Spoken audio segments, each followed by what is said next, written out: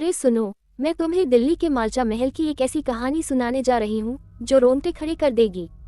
ये कहानी है नेहा की, एक 25 साल की जर्नलिस्ट जो अपने डिप्रेशन से जूझते हुए भी सच का पीछा नहीं छोड़ती।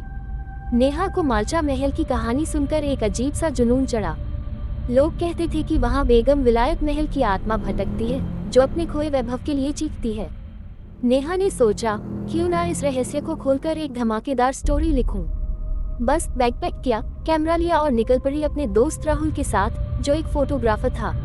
मालचा महल की टूटी फूटी दीवारें, जंगली झाड़ियां और सन्नाटा, वहां का माहौल ही डरावना था। जैसे ही नेहा ने महल में कदम रखा, उसे लगा कोई उसे देख रहा है। राहुल ने मजाक उड़ाया, नेहा तू तो डरपोक निकली। लेकिन तभी एक ठंडी हवा का झोंका और दीवार पर खून से लिखा दिखा, तुम्हें नहीं आना चाहिए था। नेहा का दिल धक धक करने लगा, पर वो रुकी नहीं। अंदर एक पुराना कमरा मिला जहां बेगम की तस्वीर थी। तस्वीर के पीछे एक डायरी थी जिसमें लिखा था कि बेगम की हत्या हुई थी और उनका खजाना महल में ही छिपा है। नेहा और राहुल ने खजाने की तलाश शुरू की, लेकिन तभी एक नकाबपोश शख्स ने उन पर हमला कर दिया। राहुल ने उसे धक्का मारा और वो भाग गया। नेहा ने फौरन पुलिस को फोन किया।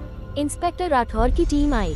उन्होंने महल की तलाशी ली और एक गुप्त तहखाने में बेगम का खजाना मिला, सोने के सिक्के, गहने और कुछ पुराने दस्तावेज। लेकिन वहाँ एक ताज़ा लाश भी थी, वही नकाबपोश।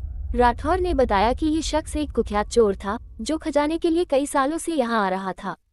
उसकी हत्या उसी के साथ ही ने की थी जो खजाना अकेले हड़पना चाहता था। नेहा का डिप्रेशन अब गुस्से में बदल चुका था। उसने सोचा, इतना खून खराबा सिर्फ लालच के लिए। उसने अपनी स्टोरी लिखी जिसमें बेगम की आत्मा का जिक्र नहीं था, बल्कि इंसानी लालच की सच्चाई थी। स्टोरी छपते ही हंगामा मच गया। पुलिस ने हत्यारे को पकड़ लिया और नेहा की हिम्मत की तारीफ हुई। लेकिन रात को नेहा को एक सपना आया। बेगम उससे कह रही थी, शुक्रिया, तुमने मेरी कहानी दुनिया तक पहुंचाई। नेहा की आंखें भर आईं। उसने महसूस किया कि शायद आत्मा नहीं, बल्कि उसका अपना डर उसे रोक रहा था। अब वो और मजबूत थी, तैयार थी नई मंजिलों के लिए।